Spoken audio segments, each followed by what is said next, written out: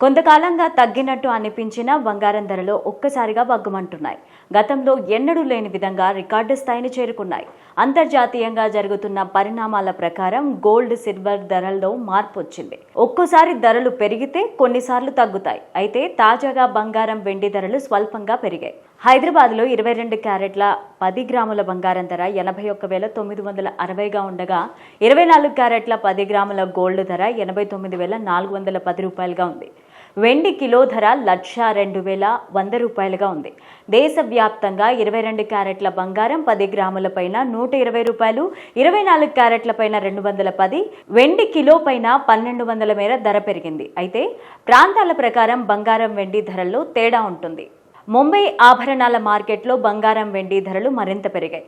అహ్మదాబాద్ మార్కెట్లో వెండి ధర కిలోకు 1000 పెరిగి 99,000గా ఉంది. ప్రపంచ ఆభరణాల మార్కెట్లో ధరలు పెరుగుతూనే ఉన్నాయి.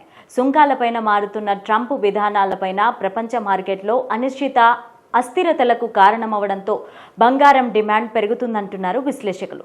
దేశ రాజధాని నగరంలో పసిడి ధరలు 22 క్యారెట్లకు 82,500 ఉండగా 24 క్యారెట్లు 89,990గా ఉంది. గత ధరలతో పోలిస్తే ధరలు వరుసగా 400, 440 ఇలా పెరుగుతూ వస్తున్నాయి. దేశంలోని ఇతర రాష్ట్రాలతో పోలిస్తే ఢిల్లీలో గోల్డ్ రేటు కొంత ఎక్కువగానే ఉంది. బంగారం ధరలు పెరిగినప్పటికీ వెండి ధరలు మాత్రం స్థిరంగానే ఉన్నాయి. కిలో వెండి ధర 1,11,000గా ఉంది.